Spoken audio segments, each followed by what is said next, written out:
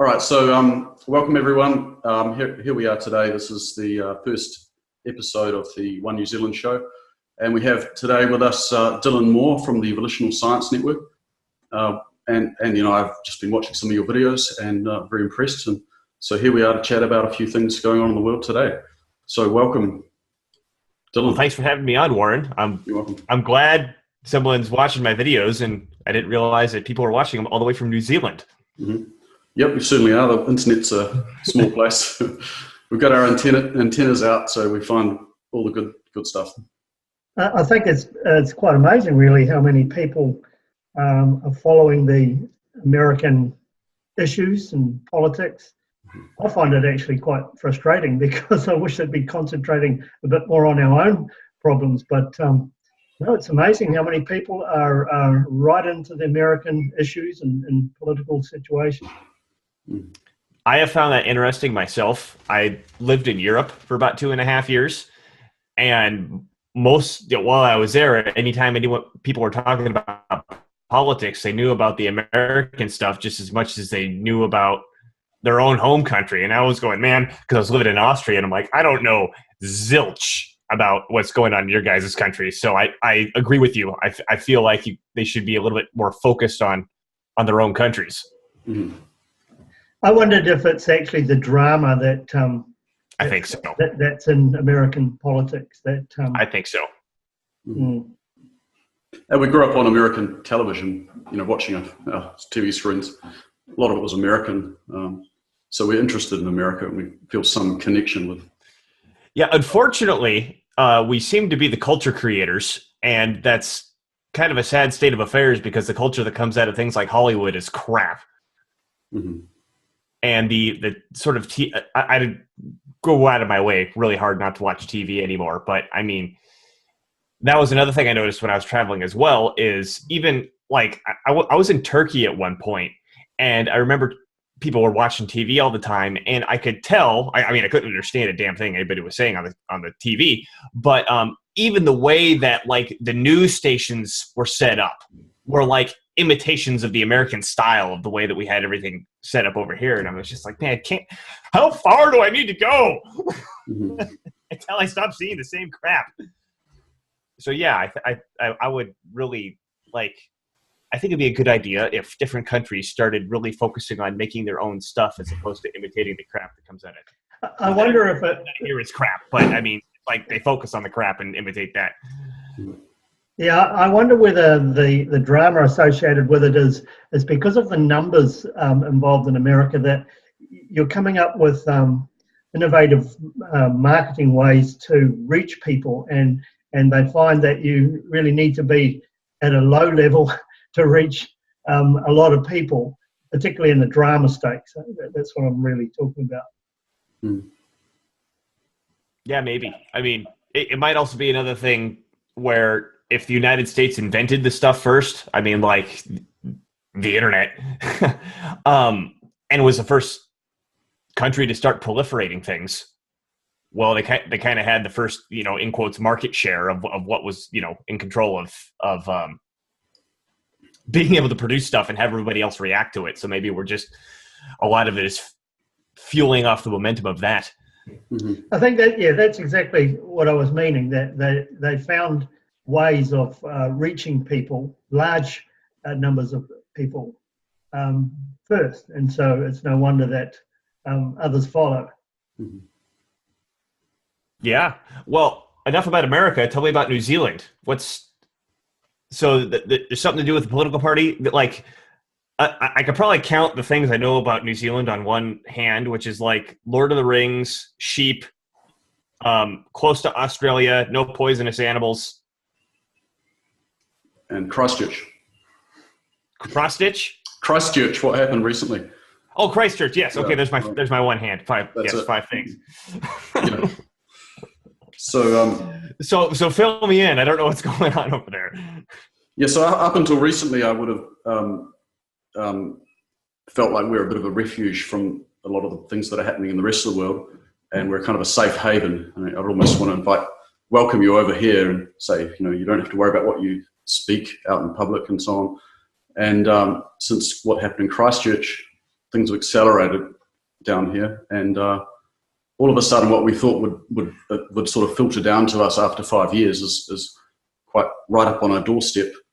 And some of us know people personally who've had police knocking on their doors and wanting to have conversations with them due to what they've been posting online. And yeah, so we're in a bit of a crazy situation right now. Yeah, so I'll comment on that. And the first thing I noticed when that Christchurch thing happened was the bizarrity of making it illegal to possess or share the video of the shooting.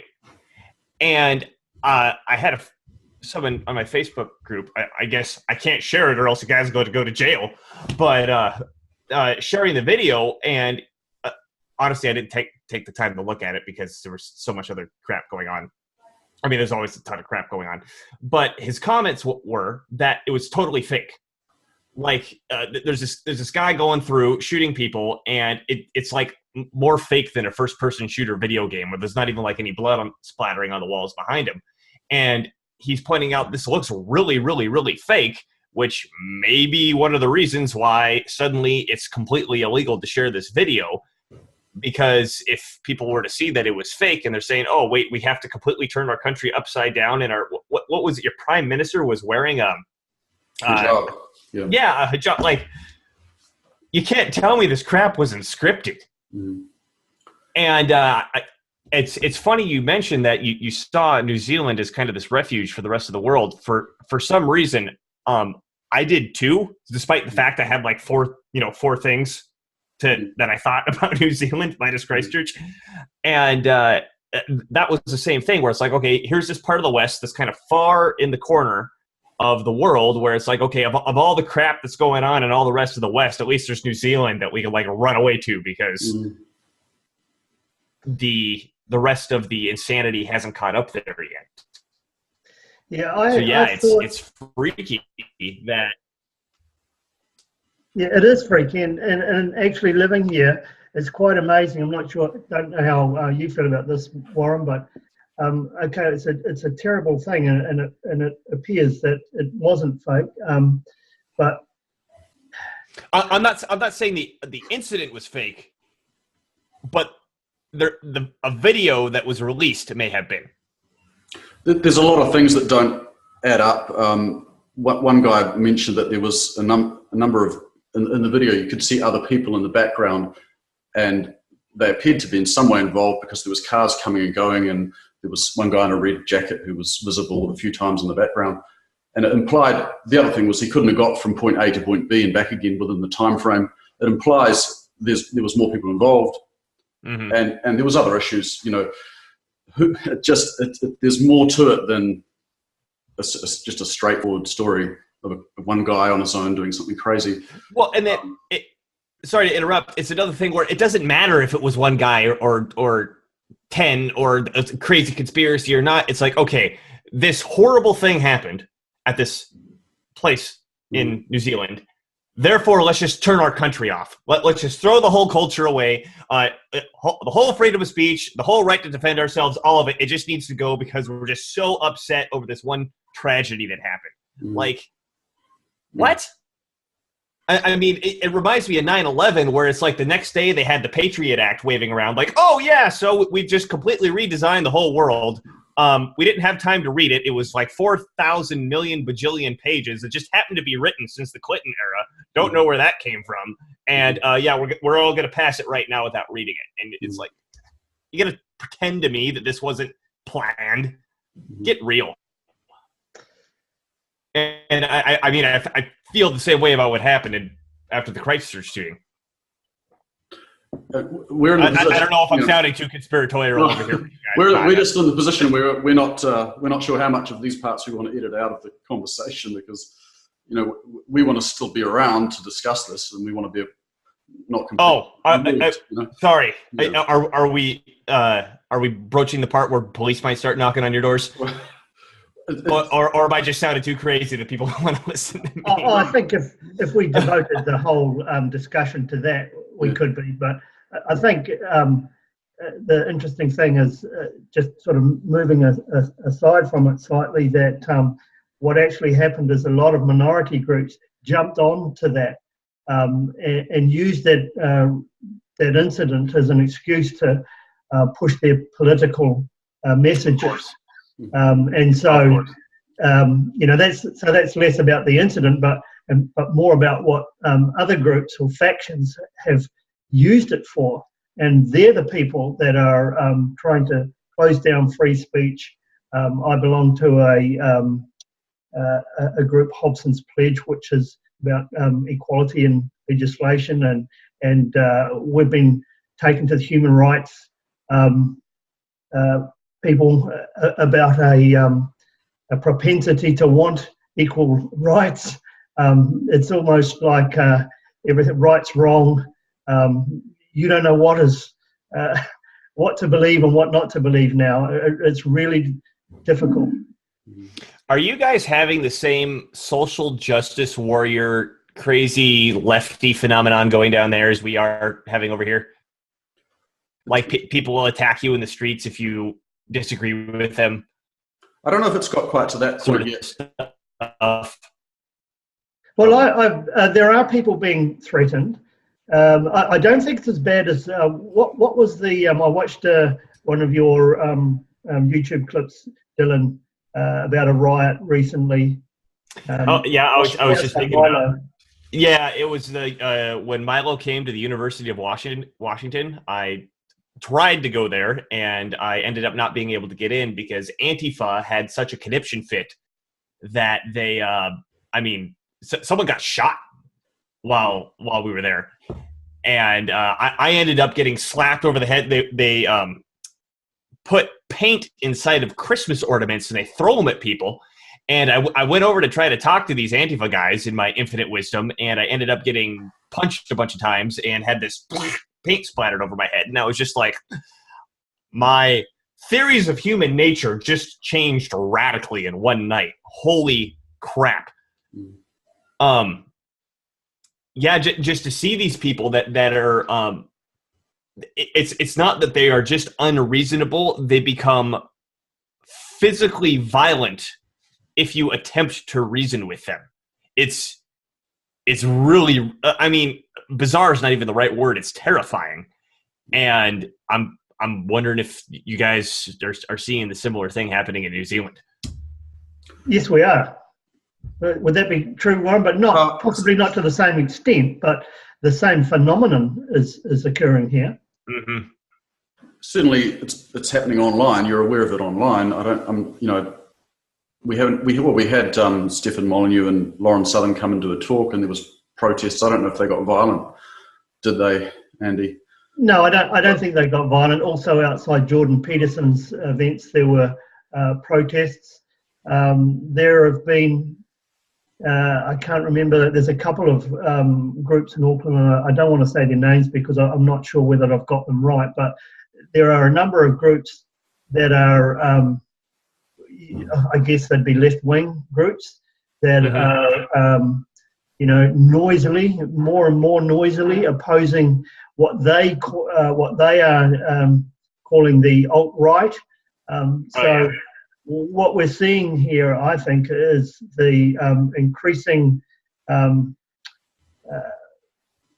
pressure, I guess, coming on society through identity politics. Mm-hmm. So, if you have an opinion that differs from, another group, suddenly, you're a poles apart. There seems to be no middle ground of discussion. And I was just doing a little bit of reading before we came on air, and I made a couple of notes, and I made a note that peace should be of general interest to people, and I think that younger people. I'm sorry to interrupt. What's the word peace that you use? Yeah, peace. Just the word peace should be of interest to people, particularly in our society, and I think that many, even middle-aged, younger people in Western countries, haven't seen how bad things can get and how quickly things can get bad. Mm-hmm. And so I think, there's a bit of ignorance here about, the identity politics and the extent to which people are letting their views rule their lives. Yeah, I'm just with something you said at the end of your video from Washington University, the Milo protests, and you were saying that you felt very, quite sorry for these people in a way. The black, they called themselves the covered in black clothing, and they were Antifa. Antifa, yeah. But anyway, they pretty much, as you said, and I feel the same way. You felt like they're really victims of the way they've been raised, the way they've been educated. They haven't really had perhaps the chances that older generations have had growing up, having a bit more of a balanced childhood, being grounded in the physical world. Boy Scouts, you do martial arts, Dylan, and so a lot of kids growing up these days, they don't have opportunity to do those kind of things. They sit in a classroom on a computer a lot of the time, and maybe they were drugged. They were drugged, yeah. Kids. No, I don't know what they're doing in New Zealand, but I always hear numbers that something like 33% of school children are on psychotropic drugs. Like I can't even compute that. Yeah, it's quite high. It's quite common, and they're also being fed a kind of narrative of the story of identity politics is part of the education now. If you're in this group, this is your story, and this is the story if you're in this group. Yeah, I was getting a little bit of that while I was still in college. Mm-hmm. Sure. I had to take multicultural classes and crap, but it wasn't the same level of insanity as it is now. And also maybe due to the economic pressures from fiscal austerity over the last few decades, perhaps both their parents were having to go and work, so they were in daycare when they were 3 or 4 months old, and so there's all these compounding factors that are affecting the psychology of these youngsters now. I wondered, just on that point, Warren, I wondered whether you're a human. It's human nature to seek protection in numbers, and so the word tribalism comes up, and these groups getting together with similar views on things, and we certainly see. I don't mean tribalism in the sense of the native tribes of New Zealand, but that is what's going on, that when you need protection, you form groups. And I think that's what's happening in this idea. I'm not sure about that. I think there may be a level of that going on, but I want to go back to what Warren was saying about the way these children were raised, and this may kind of tie back to what we were talking about before you had your introduction, or you gave the introduction, that when we're talking about domination versus reason, I think specifically, we'll call them Antifa, but I think they represent kind of some sort of archetype that's possible in a human being, regardless of the time frame. And I think this same archetype of human being is largely what led to things like the communist revolutions in Russia and Eastern Europe and all the other countries, because I'm pretty sure that in order to have a violent overthrow that just massively murders huge parts of the population, you have to have an insane mob willing to just attack everybody. Is that when you have someone who's incapable of reason, because with reason we can create win-win interactions. You and I can discuss back and forth and say, well, I want this and you want that. And if we could talk about it a little bit, maybe we can come up with an idea where even if we don't get 100% of what we want, maybe we both get 80% of what we want, and that's pretty good, right? And we don't have to worry about either of us punching each other or shooting each other while that happens. For a lot of people, and unfortunately, I would say this is not just the majority, I think it's more like a super majority of people on Earth, including Western countries, are not aware of the fact that win-win interactions exist. To them, everything is simply win-lose.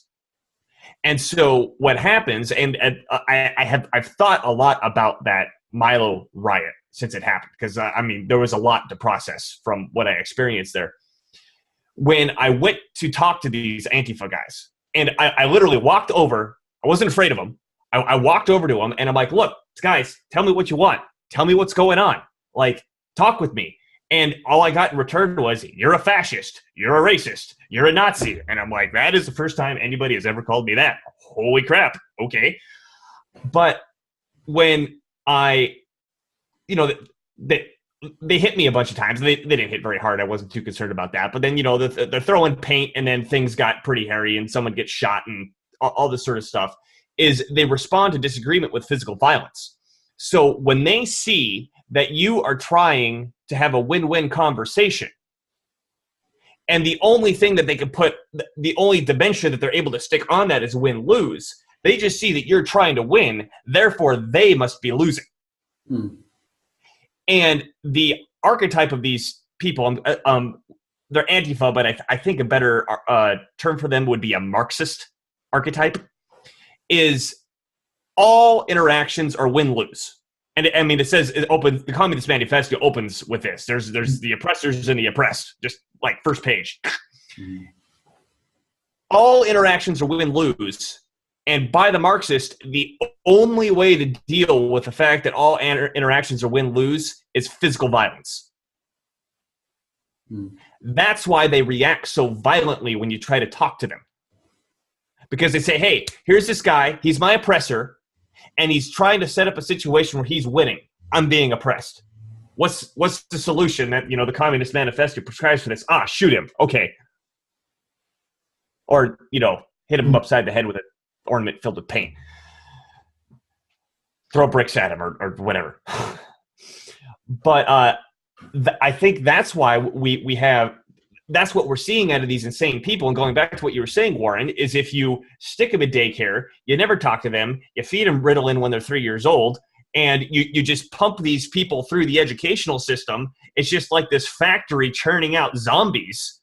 And, it's one thing if there's like a small percentage of your population that's like this, you can kind of handle it. But if you're getting to the point where they're becoming like voting majority, it's terrifying.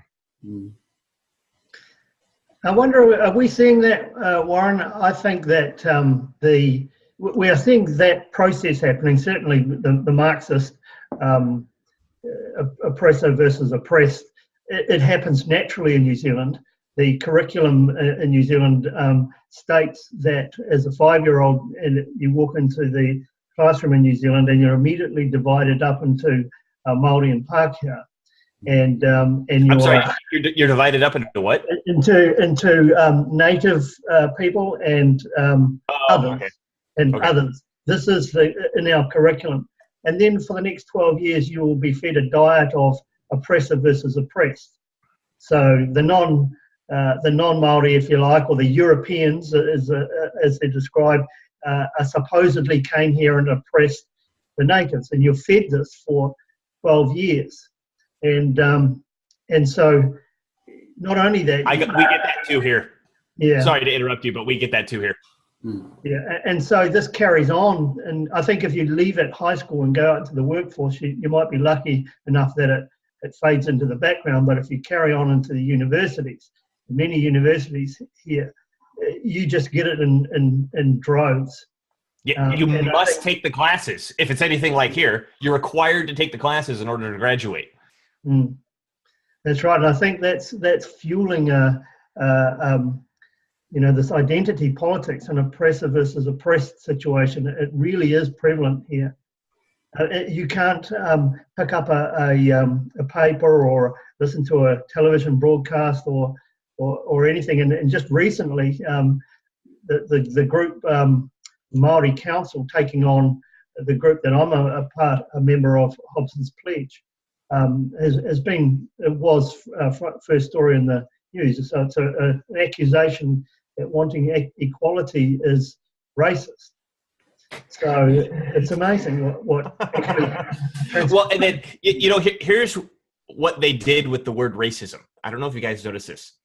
Is that as someone who's engaged in reason, you look at a word like racism and you go, okay, what does this word mean? Because so the base of racism is race, and race means like, okay, we have different characteristics and then we can divide each other among race, and racism would be, okay, I don't like you because of these general racial characteristics that I'm judging you by, instead of the, you know, the individuality of your character. Well, that got morphed into racism is supremacy. Like, racism is power over others, and because white people have all the power, only white people can be racist. Now, they turned around and flipped that definition on you. And so, you know, some social justice warrior comes up to you, like they did it to me at the Milo event, and they're like, "You're a racist." And I'm like, well, can you tell me who the race I am racist against is? Well, I'm not identifying the word, using the word the same way he was using the word, so he has no idea what I'm talking about. And well, actually, it goes back to, he thinks I'm being oppressive because now I'm trying to have a conversation because I'm the racist, which means I have all the power, and I'm using it against him right now. But yeah, that's where a lot of this confusion comes from, I think, between the two sides, is they're reinventing all these words. Or excuse me, they're redefining all these words, and they're throwing them back at us, and we're like, well, let me use my rational capacity to understand this. Okay, here's the word racism, and I will have a rational conversation with you to show you, because you must be a rational person, that this is not the case. Well, they're not a rational person, and they redefine the word, and they're attacking you with it. That's why it doesn't work when you try to say that back to them. Actually, it was quite amazing. There's a number of news stories, and one of them was a film of a radio broadcast where the spokesperson for our group, Casey Costello, rang, I can't remember the guy's name, Matthew something, in the Māori Council, and asked him what in the website or broadcasts or statements that Hobson's Pledge had delivered was racist. And he immediately flipped it and said, well, it's not so much that you're being racist, but you're providing a platform for other people to be racist. So his accusation, or the Māori Council's accusation that Hobson's Pledge were racist, was non-factual at all. There was no facts in it at all, and yet it made, you know, the newspapers and the. But the facts don't matter. The facts don't matter. That's right. What matters is you're the racist, and that's the end of the story. Mm. And if you disagree with me, that just proves your racism. Mm. Right? Yeah. And that's essentially how it went. That's right. That's how it played out. I was surprised, Warren, I'm not sure how much you saw, possibly not much. I was surprised at the amount of media outlets that actually were on our side, which is not the case. It hasn't been the case for many years. The group's been around for many years, and the media has really targeted us. So I was very surprised at the amount of media that actually agreed and said, well, we can't find anything racist in their actions or their statements or their websites either. So yeah, they got to be doing pretty bad if the media is not even supporting them.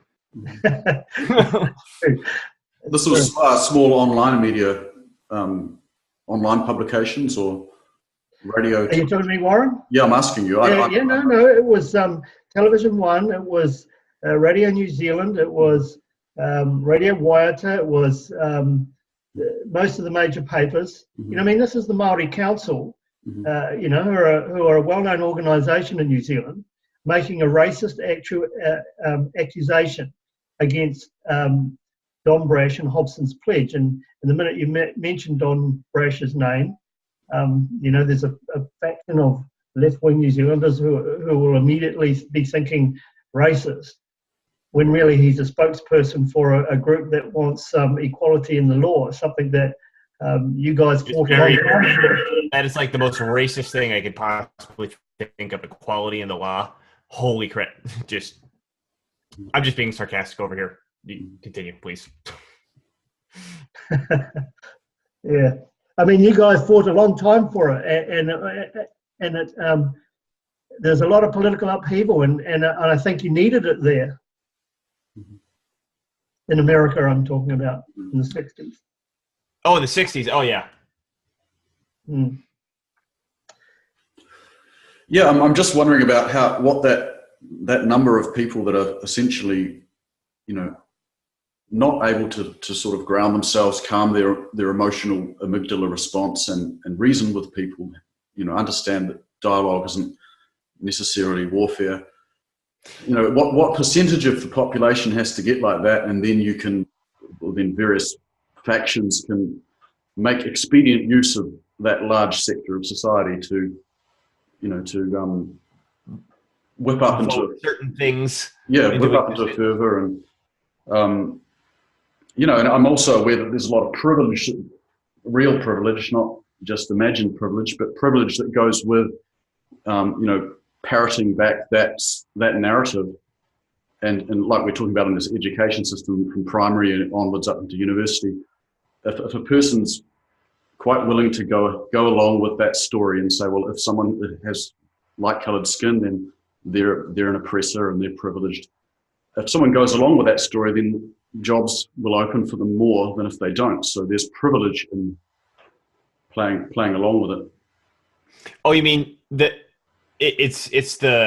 there's a privilege in being the victim? Is that what you're saying? Yeah, that's it. Yeah, it's associating with, virtue signaling to say I'm the good guy, I'm doing the right thing by calling this person a racist and by calling this group the oppressor. That's the right thing to do, and if I do that, then doors will open for me that otherwise may shut. So on that note, can you guys tell me a little bit about the political movement or the political party that you're forming? Because the only piece that I caught was you originally found me from watching me interviewing Warren Mosler, which is on MMT. So I take it you guys are MMT guys. We don't quite like to use those three letters, but we try and call it macroeconomics, because it becomes a bit of a thing as soon as you call it this acronym. We're just looking at how economics work, right? How a monetary system works in the modern age, what happens when the government taxes more than it spends and when it taxes here and there rather than somewhere else, and how it all operates and what are sensible things that work and help an economy become healthier and help people live better lives and have better infrastructure, and what are things that don't work. So that's where I'm coming from. Yeah, we have something here called the Public Finance Act, right? And in that Public Finance Act, which governments act on, Treasury and Reserve Bank, it almost forces fiscal austerity on the country. It prevents economists and almost anybody else, politicians, from actually opening their minds and understanding how the economy really works. And so everything becomes about balancing the books. And so we have this, and our current Labour Party are an example where their virtue signaling in terms of the economics situation is that they're going to run a surplus, that they're going to save some money for a rainy day. Look how responsible we are. When in actual fact, running a surplus is removing taking all the money out of the system. Yeah. But look, nobody's taught. And I'm sorry, that's Labor that's doing that, not the Conservatives. Absolutely. That's right. Yeah.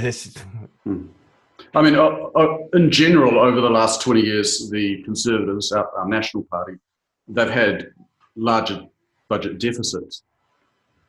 And the theory I'm developing on politicians wanting to balance the budget and being fiscally conservative, it's whichever politicians aren't in power are the ones really talking about, we need to balance our budget and not be in debt, and because all they want to do is take away the spending power from the other party, right? Because even if they don't understand the economics, I think they understand enough to know that the way that the government spends money is different from the way that you and I spend money, because they're sitting there spending the government's money and they're like, well, we can just spend as much as we want. Nothing really seems to happen. So whatever. And I think that's one of the main propaganda techniques against the other party is when the other party gets in power and they're like, okay, we want to do this, we want to do this, we want to do this, we want to do this. The party that's not in power goes, oh my God, where are we going to find the money for all these things that you want to do? We just don't have the money. We just need to be fiscally conservative. And then as soon as the power switches, the other party starts saying the same thing.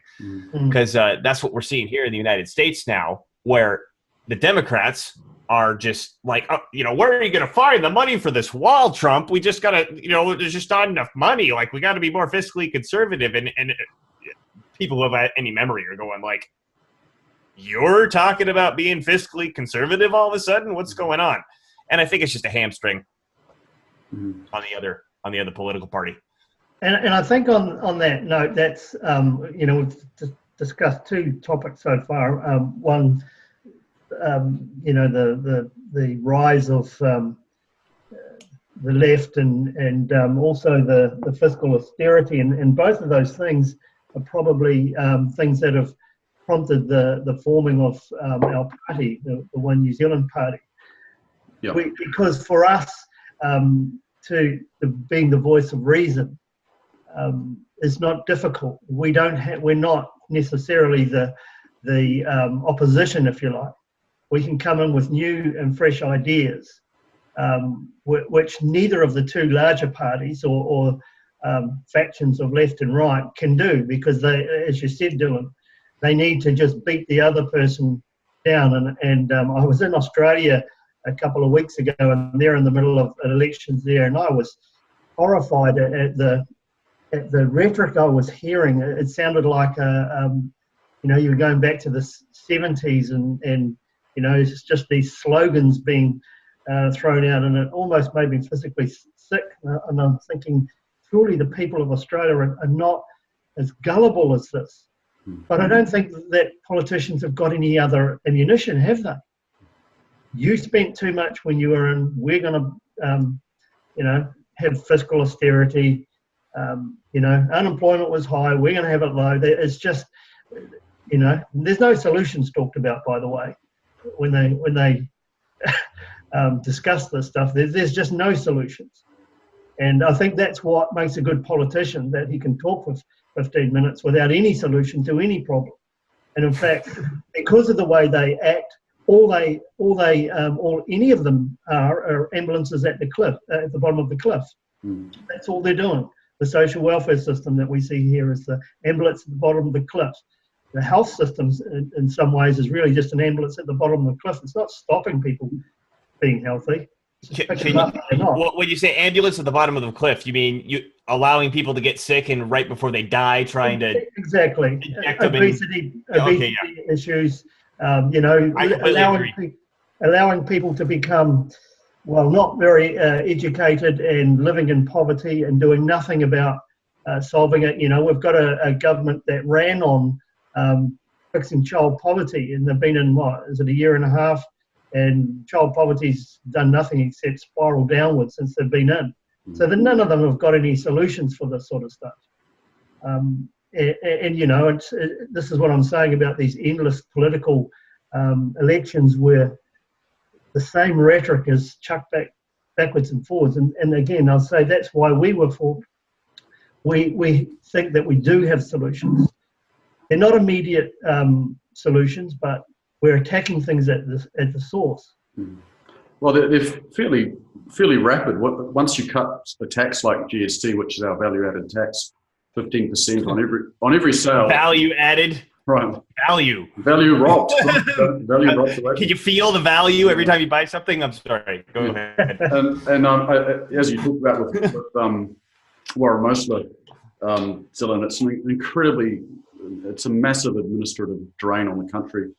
Compliance and administration of all these businesses, all the paperwork. That would be an immediate relief for the country if we just got rid of that entirely. That would be a very rapid change. It does nothing. It just makes life harder and removes net dollars out of the economy and slows everything down. And so you free that up. That would be fairly rapid. And I think there are a number of people who can intuitively understand what we're saying.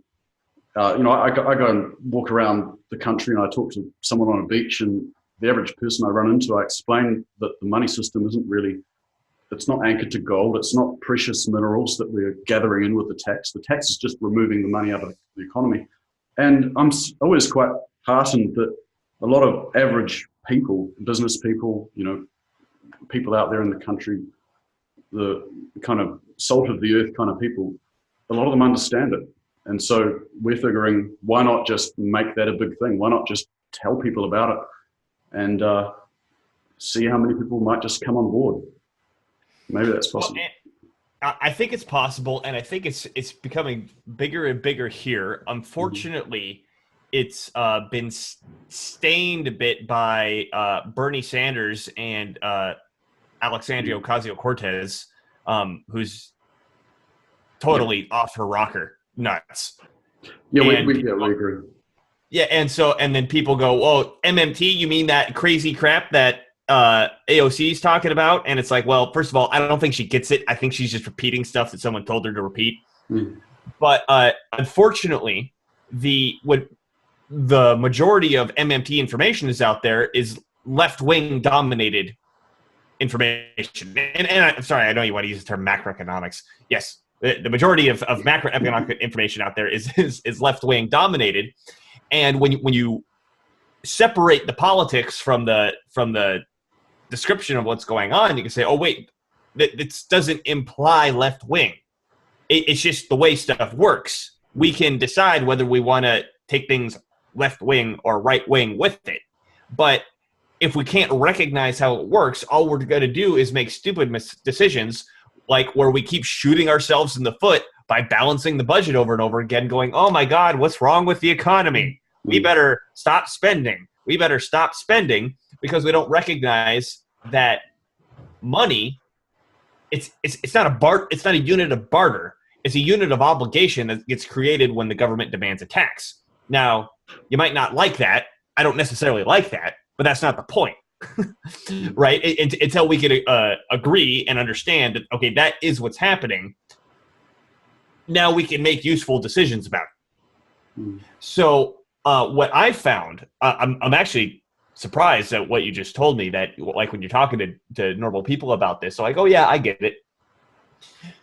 Here, when you talk to people about macroeconomics, we'll call it that, they go nuts. They have this very, very powerful emotional reaction to it where they're like, no, that can't be the case. You're wrong. You're crazy. I mean, this isn't even just right-wing people. This is also left, called them neoliberals. Neoliberal people were like, no, that's nuts. You can't do that. It just doesn't make any sense. The only way to fund Medicare for all is to tax all the rich. And you're like, well, first of all, that the math doesn't even add up. You can't tax the rich enough in order to pay for this if that was the way it actually worked.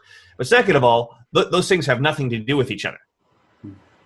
So now you don't have to like Medicare for all, which I don't, but it's not a matter of it's not that the government can't afford it, and it's not that they have to go around finding someone to tax in order to pay for it. So we can have a real discussion of, okay, well, what should we do about healthcare, understanding that this is the way that things work. And I think if we do get enough people talking about that,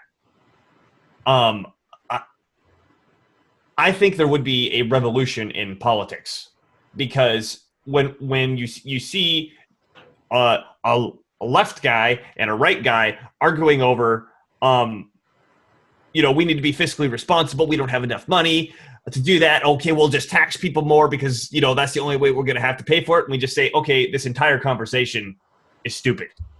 You're both wrong. We're going to go have a real conversation about how to actually fix things. You guys, go to jail or something because you probably deserve to be there. Because you're politicians, and we'll just assume that. I think when you bring emotion into it, and I can a little bit if I think about my father, who died a number of years ago now, but he was a poor man living in a council flat in Wellington, and coming out of his little flat, he'd turn right and walk down the street, and on the right he had a doctor, and on the left he had a convenience store, if you like. Now, he developed a stomach problem in his 70s, and walking down the street, he should have turned right into the doctor's and gone and seen the doctor about a stomach problem. but he knew the Patels in the dairy, which we call a convenience store. And they were either giving him or selling him tablets for constipation. And this went on for some time. And it wasn't until I opened a drawer in his house and saw that it was full of this stuff, and that his stomach problems had developed into serious bowel cancer. And it didn't take long, and he was dead. And, you know, when you think that the reason he didn't turn right and go into the doctors is because he didn't have enough money to pay for a doctor's consultancy. So he died. And thousands of people in this country that would be happening to. And it's for one reason, and one reason only. And that's because our governments say they can't afford it. And yet we know, and I've spoken to Warren about this, and it really does get emotional, because we know that that's not true. So there are all these people dying we've got people dying on roads that people are traveling at 100 kilometres an hour at each other with a strip of paint between them, because the government say they can't afford to build the roads. We know that this isn't true. And so, you know, this stuff really matters. I mean, I said to Warren in the past, once you get this stuff, it's almost like you should never let it go. How could you get that? Exactly. Well, I mean, our whole lives revolve around money, right? I mean, we're setting everything up that we do around money. Like our houses are designed around money. Our jobs are designed around money. Everything that we're doing is designing ourselves around money. And when we recognize, like, okay, there's only one source of that money.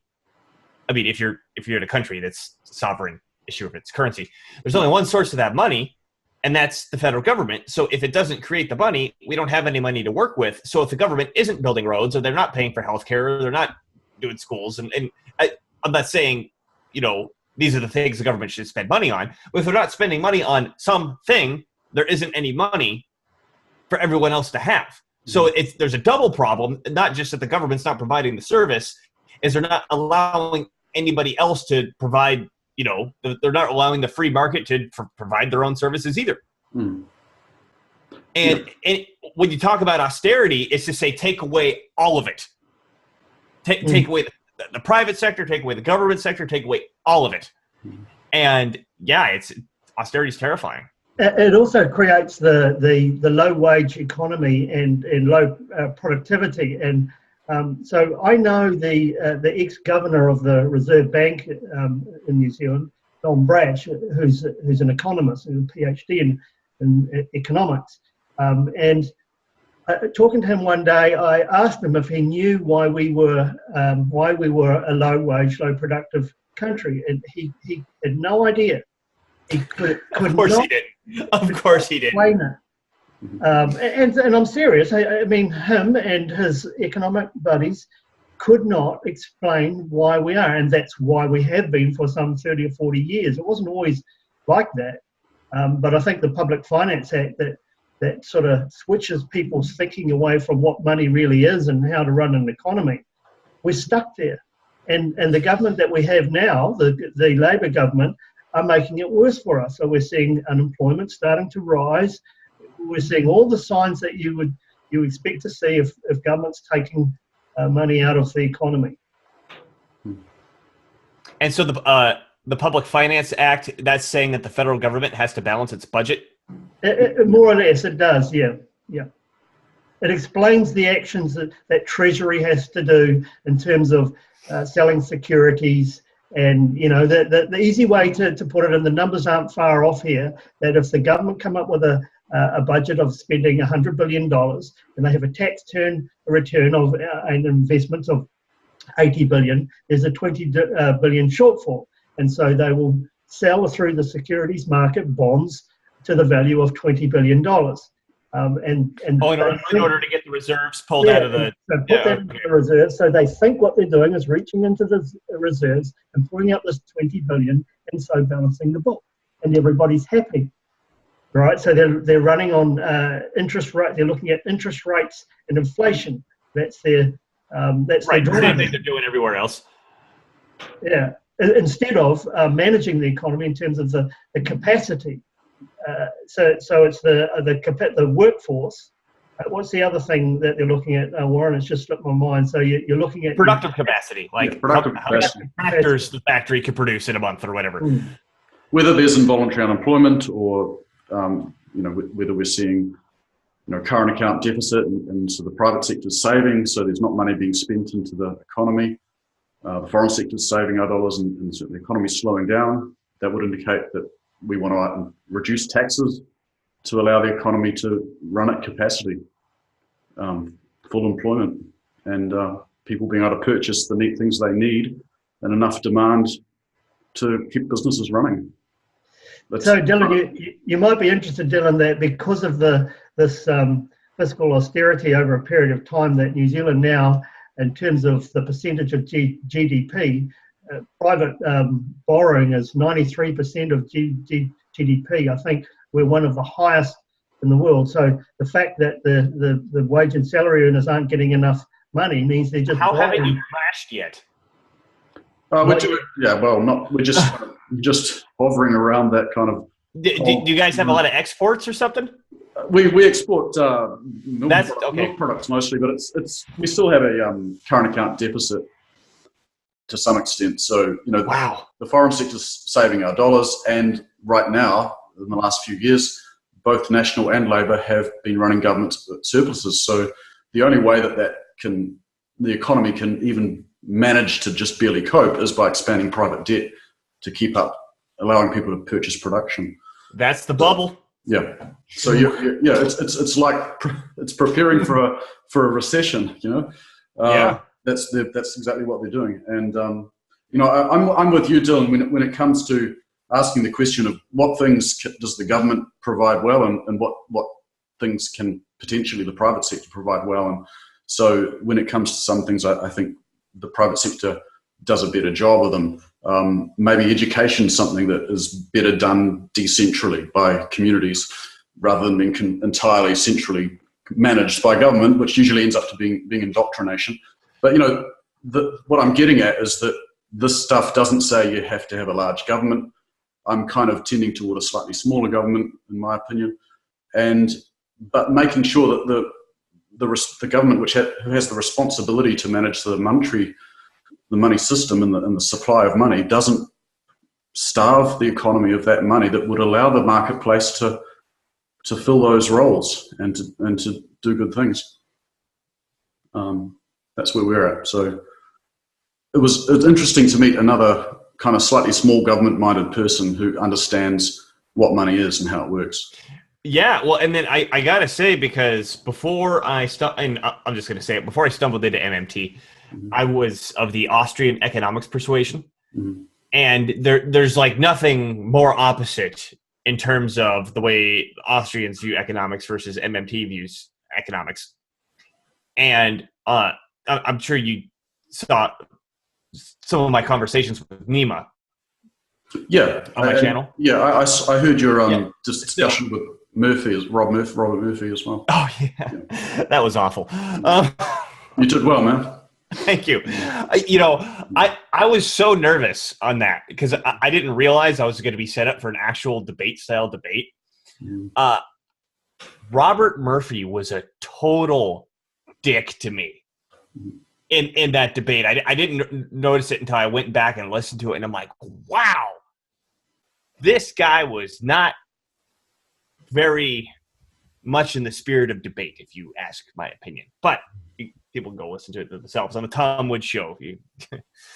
Anyway, when I first stumbled on it on the MMT, I had a very violent emotional reaction against it, where I said, "This is crap. You guys are a bunch of socialists.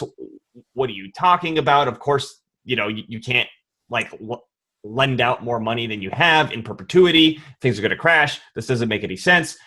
And Nima was the guy who introduced it to me, and I kept. And at first it was on an internet forum, and I kept, refuting what he was saying, and he had like this perfect answer to everything. And after he did that a few times, and I'm like, man, I need your Skype information. We need to talk. And I just blasted him with one thing after another. I'm like, what about this? What about that? What about this? What about that? What about? He had an answer for every single thing, and I was like, okay, I got to rethink this.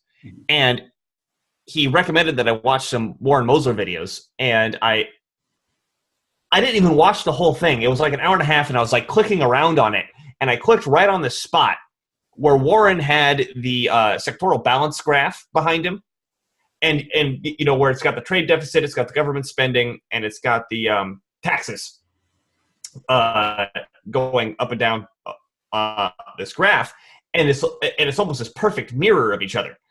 And he was pointing out, he said, the reason this perfectly mirrors each other is because there's no other place for the money to come from because the government has a monopoly on the issuance of currency. And I went, oh my God.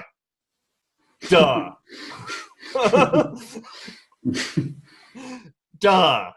If the government doesn't issue it, where else does it come from? Because, you know, the Austrians and, you know, the neoclassical school as well comes from this, you know, has this barter theory of money idea where it's like, okay, we were exchanging stuff, and then that stuff turned into gold and silver, and we were exchanging gold and silver, and then the banks came along, and then they started lending gold and silver they didn't have, and at some point, Richard Nixon made all the gold and silver go away, and now we just have this money left over, and it's all fancy, funny money nonsense.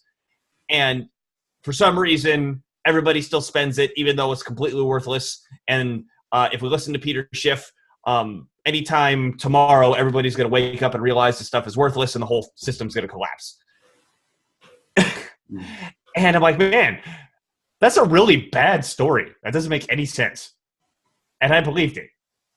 And when you look at the simplicity of the MMT story, where it's like, well, this is a obligation that the government creates by demanding a tax through the use of violence, and it's a unit that's equal to itself, and we can measure it. It's a way to measure obligations. And then there's this cycle that where the money goes out and it comes back in, and that's how we have employment or unemployment, and that's the way things work. And it's like, wow, that is actually way simpler than the story I was thinking before. So you brought up the fact that you're a small government proponent. I mean, I consider myself an anarchist. I'm like a no government proponent. But I feel with the political situation of modern day, that's almost uninteresting. We're kind of in an emergency situation if we're to the point where you can't even have a conversation with somebody without them calling you a racist and, you know, getting you fired and getting you thrown in jail or you know, physically assaulting you or whatever. So, yes, I think this is very, very applicable to a small government. And I think the conservative side of things, or the libertarian side of things, or anybody who considers himself a small side of government thing, needs to get on board with this. Because if not, the big government guys are going to get on board with it. And once they get power, they're going to be right. And they're going to say, okay, we need this massive government program, we need this massive government program, we need this massive government program, and this one, and this one, and this one. And because we hate all those rich people, we're going to tax everything.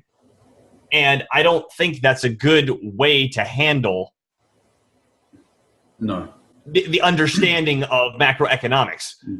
No, I think what Warren and I would be similar on this. I think that what we would be in favour of is a government needs to set a template, if you like, in various areas of the society and education, in our sovereignty, the property rights, economic protection vis-a-vis wrapping an economy around the people where they can keep the fruits of their labour, the protection of free speech and those things. So laying out a template which allows the society to run correctly, for people to live, reasonably happy lives where productivity is rewarded and all those sorts of things. So the government just needs to be at that level. And I think that I don't see any of that in current day politics. Not at all. Nothing. Zero. It's at the bottom of the cliff, and nothing about what we need to do with the template. And I think that's if you do get a chance to look at our policies, you'll see that that's where they're directed at, and they are totally different to almost any other political party, in that we're going right at the source and resetting the template in things like equality and sovereignty and those sorts of things. So quite different in that respect to everybody else. How old is the party? November last year. Last year, okay. And then what level of, how many members do you guys have officially? Well, we need to have 500 members to be on the ballot, the national ballot. So that will mean when we've got our 500, we'll be on there for anyone in the country to tick our box as a party vote. 2020, and that's our goal. So we're well on the way toward getting 500 members. And is your goal aimed at the federal level, or are you aiming at local levels as well? Both, really. We have a lot of people who'd love to stand in the local electorates as an MP under our one NZ banner, and we'd love to be on the party vote. So if we get 5 or 10% or whatever it is eventually, that we've got some list MPs in there in Parliament. One of the things, Dylan, that you might be wondering about is why do we think differently to most other politicians, or in fact every politician? Is because we're not. And that's I can see that already. And that's a little bit of a problem because we've all got careers that keep us very busy. So moving forward with this thing really does take a lot of effort over and above what living our lives as we normally do. So it's a very difficult thing to do. And I would say in terms of people getting along with each other and forming a like-minded group, setting up a political party is an almost impossible thing to do. We're sitting where we are quite well now. We did have a fracture some months, 1 or 2 months after we began, but we've been fairly stable for some time. Good. Do you guys have a specific leader? This chap here, Andy Oakley. He's our party leader. You're the man. This guy here. We have a board of 5, and we're an incorporated society. So we have our own bank account. We have a set of policies which we're trying to keep simple and at a certain level. We don't want to be, having things to say about everything. I think people will only really look at 5 or 6 things.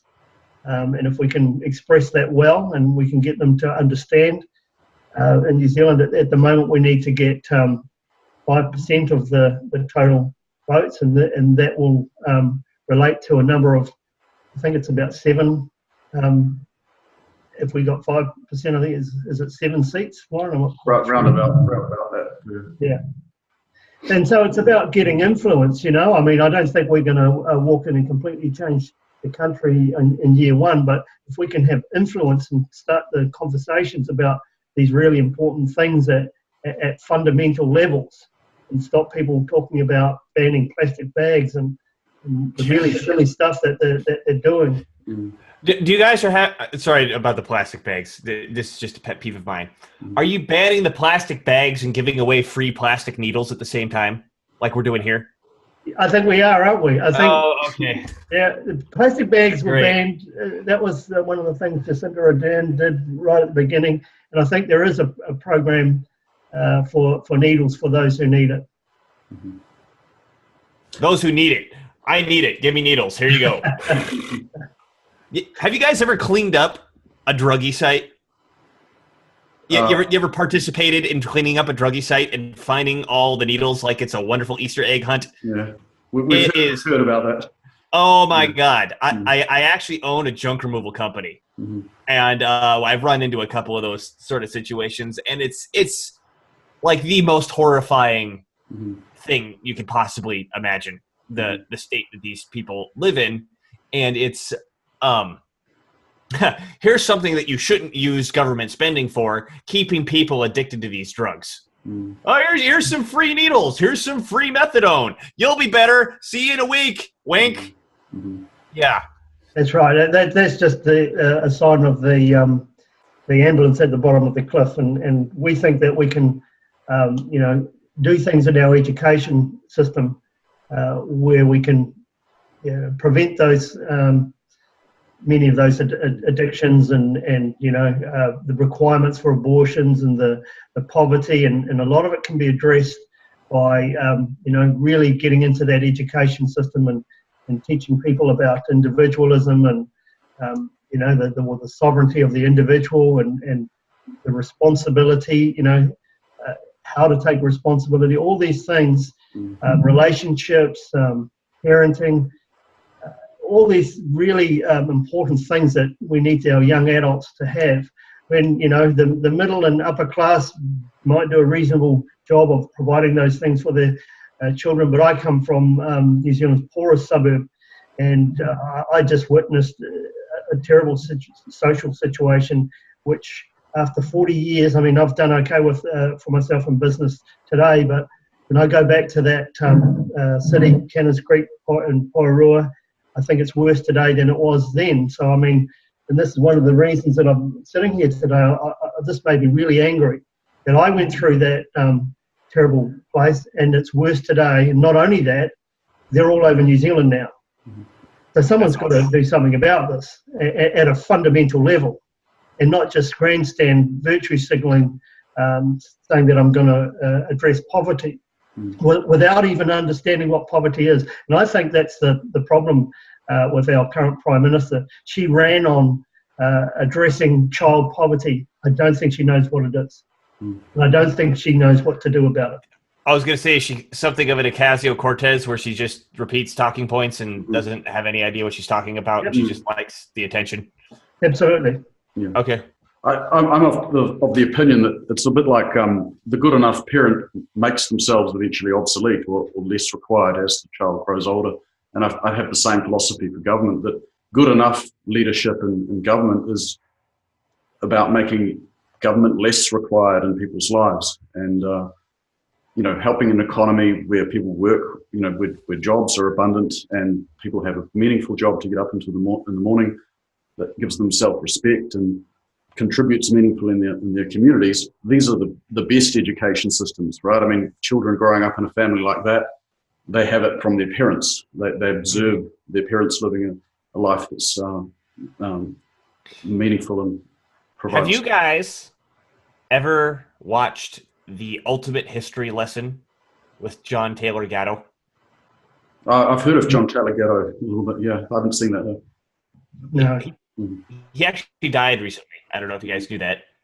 But did you say you saw it, The Ultimate History Lesson? No, I've just heard of Warren? John Taylor Gatto, Dumbing Us Down, one of his books.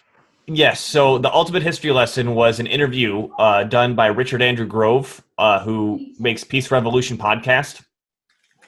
One moment, just getting my baby. One moment. Okay, I'll hold. Well, actually, no, you can carry on because we're doing this recording for the listeners. So okay.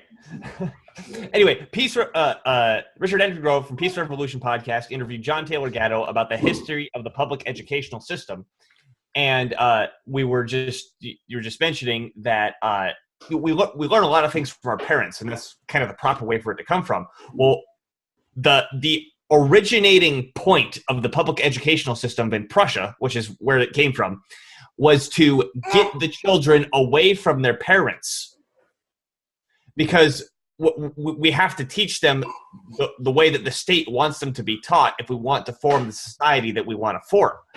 And from Prussia, what was his name? Horace Mann. He ended up being the governor of Massachusetts. He was the first American to get a Prussian PhD, because that was the only place that you could get a PhD in the world was from Prussia, which means the Prussian PhD system is a system that took over the world. Horace Mann got a PhD in Prussia, saw what was going on, and he was one of the instigators that brought the public educational system to the United States, because Massachusetts ended up what was the first state to have a forced education system. And so I find it funny that Warren brought this up, that how do we get the parents teaching the kids again? Well, it's like, well, we got to start by seeing the public educational system as your arch nemesis, because it was designed to get them away from you. And it's going to be really, really, really, really tricky and very, very, very difficult to change that course. Mm-hmm. Yeah. Step by step. Absolutely agree. I think that's. I've written a couple of books over the years here, and the first one I wrote, I remember. He's an author too. Yeah, he is. the first one, it dawned on me that the education system hadn't changed since probably the early 1700s, and that possibly even further back than that. But that, you know, the reading, writing, I mean, I agree communication is really important, probably one of the most important things, but, you know, just the five, reading, writing, arithmetic, science and these sorts of things, you know, it hasn't changed at all in 300 years, really. And you know, I can see that. Worse. It's gotten worse. You could at least say that. You're probably right. Particularly since that we've moved on and education is all around us. I'm sitting here with, you know, a couple of screens of the internet, and I don't know if you sat down with that and looked at the right things for long enough, you'll learn more than you ever probably learn at school. So, you know, the requirement for them and how they're run really is slowing us down. I think if you want to slow down a child's education, the best way is to stick them in a class of 30 people and stick a teacher in front of them. That's guaranteed to slow it down. Yeah, well, I always say, I mean, it takes a human being a couple of years, or maybe, you know, 3 or 4 years to learn to speak. So they've developed all that understanding of language and, you know, what the words mean, and they've done it by experimenting, because they always say funny words that no one else says. And they've done that all of their own accord. No one taught them. There was no formal lesson teaching a child how to speak. And so the tiny step in reality of turning that into written representation of the words rather than sounds that you speak from your mouth and you hear is a tiny, tiny step. And they've turned that into a massive, difficult task that requires 13 years. So I'm more of the opinion that it's not about teaching children to read and write. It's about instilling them a sense of the onerousness of life and the difficulty of having to learn anything. And you can't be trusted to learn anything. And you have to be dependent on experts to form your opinions. Yeah, I think that's one of the most important ones. Yeah. Don't go anywhere until you hear the expert on the news tell you what to think. Yeah, that's it. And so that's the problem that we have here with the economists, the neoclassical economists teaching economics at universities, indoctrinating them with entirely the wrong way of viewing economics. And I've noticed also, and in this book, it's a lot about New Zealand history and how we were once one. And I've discovered through writing that actually the historians in this country are the worst ones to go to if you want to find out what really happened in New Zealand before 1840. Don't go to your university, don't pick up a modern book, and certainly don't go to a historian, because you won't get the truth. And I found that absolutely amazing, that economists and historians are the wrong place to go to learn about the economy and history. Absolutely blew my mind, but it's true. It's totally true. Yeah. So we started this discussion. You said to me, Dylan, one of your messages, how do we do it? You know, how do we turn things around and bring discussion over war or division or a sense of having to be the winner, you know, rather than a win-win. So yeah, what are the conclusions that we can draw? How do we do it?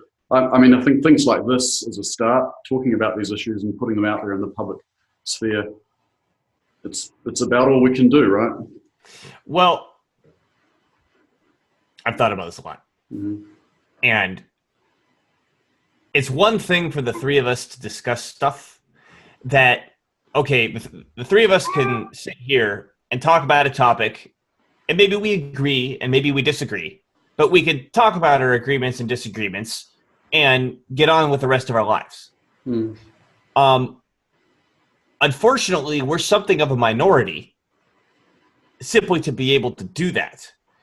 And there's a large part of people who aren't capable of doing that. To them, all interactions are win-lose. And I don't just mean Marxists, like the guys dressing up in black hitting you with paint. I specifically classify those guys as people who see everything as win-lose, and the only way to deal with it is physical violence. Which are like the lowest rung of the ladder of these people I'm talking about. But we come across people, they only understand win-lose. However, they've been trained to speak in a way that it sounds like that they're having a discussion. Right.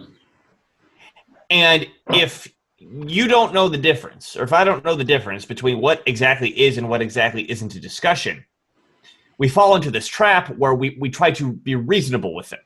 And by being reasonable with them, it's like, okay, I'm trying to maintain this win-win interaction for both of us so we can, be reasonable, because that's what you do in a civilized society, right? Well, if they're not doing that, the interaction is no longer reasonable. And it doesn't matter how hard you try. And I don't know if you've heard my chess analogy or my chess metaphor, is that reason is a lot like chess in the fact that chess has these certain set of specific rules. There's like a specific board. It's set up a certain way. There's pieces that do specific things, and there's a specific way to win the game. And if you don't follow those specific rules, you're not playing chess.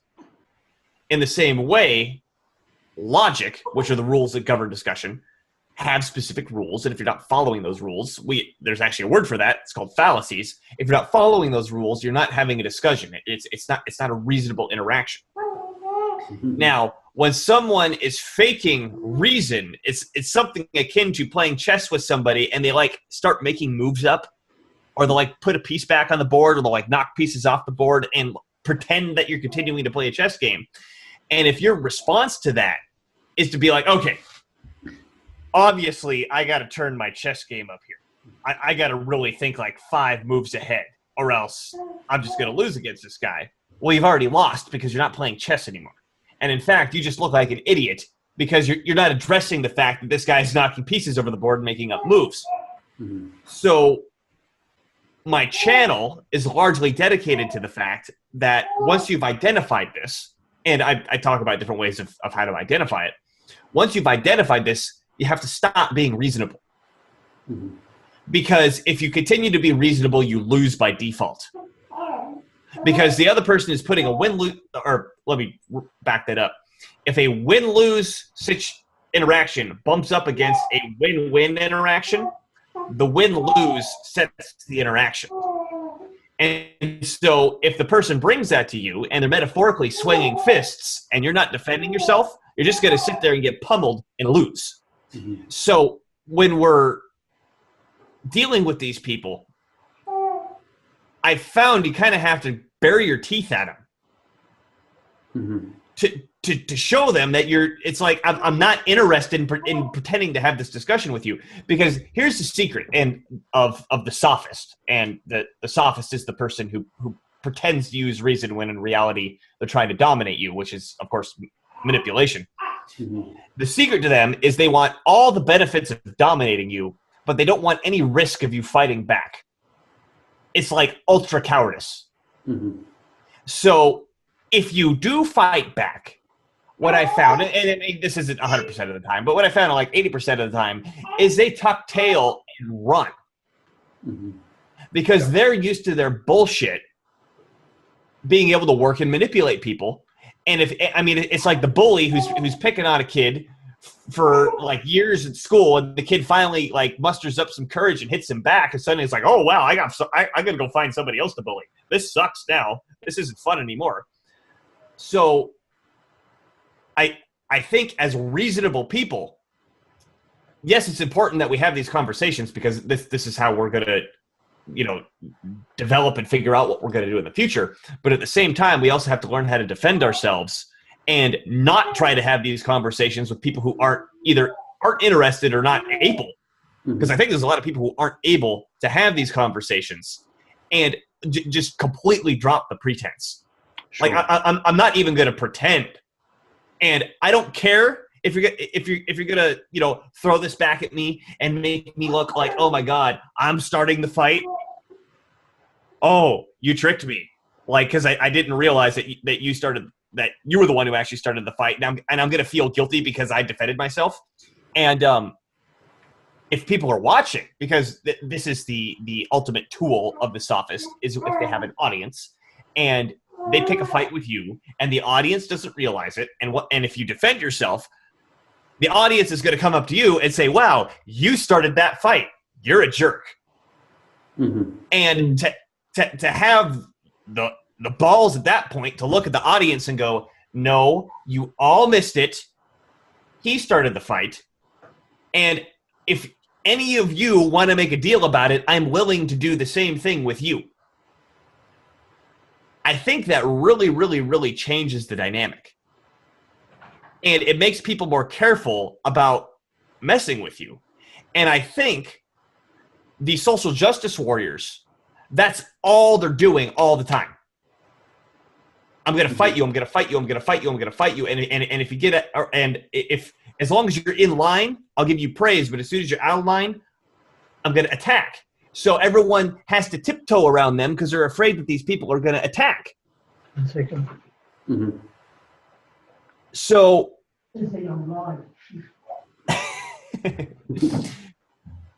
so the question becomes in this political arena.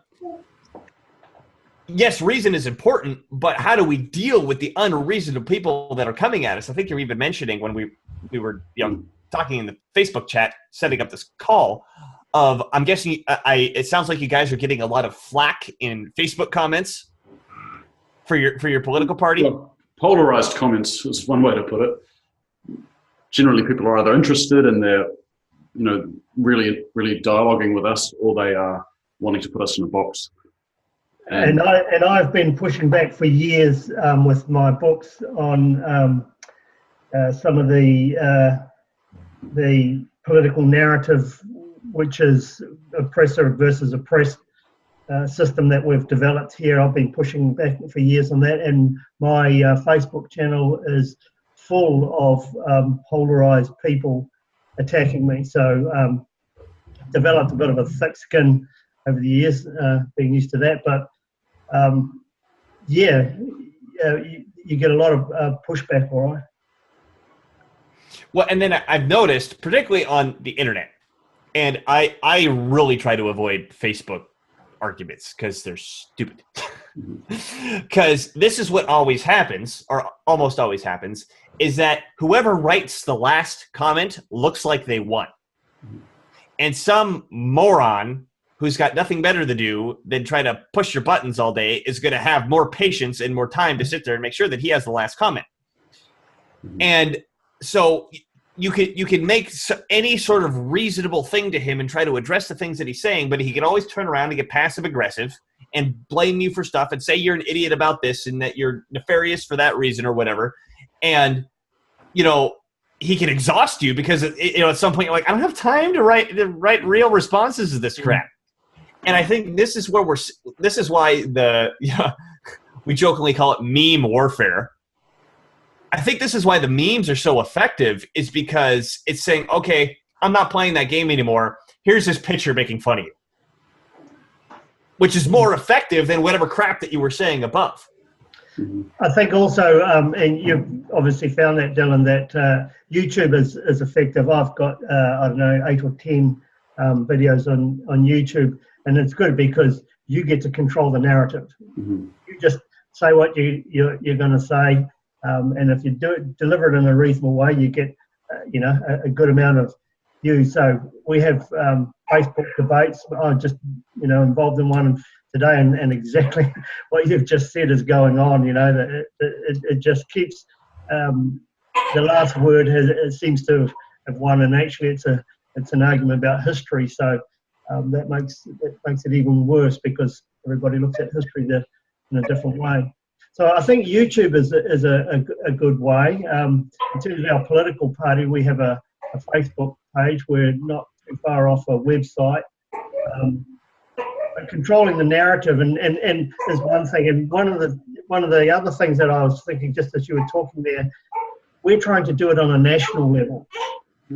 So we're trying to influence a large number of people to hopefully near the end of next year or halfway through next year vote for us, and we're probably steering clear of those battles with the left, because they just make you look bad, right? They do. And the media have a you pointed this out with one of your YouTube clips there, that the media are just filming the left, and not even looking at what's actually going on. Right. So that's difficult to combat. They do things such as ring me up and ask me. This is an example of what the media might do here. They'll ring me up, ask me 5 questions, remix the answers and put them to different questions and make me look like a fool. So I've learned not to not to answer those questions. But wow. Yeah, it's difficult. It's difficult. Can I interrupt you real quick? Yep. This is a conundrum that I haven't been able to figure out. How do these media people, for example, the ones that call you, not spontaneously combust from the embarrassment of their existence? Like, I get paid to call somebody up, ask them questions, reorganize their answers, and put it on like national media in order to make them look bad. And I go home, eat dinner, and sleep at night. Like, how is that even possible? Look, I think they believe it. The example is, as we said, that in New Zealand, if you go through the New Zealand school system, you'll be taught that Europeans are oppressors.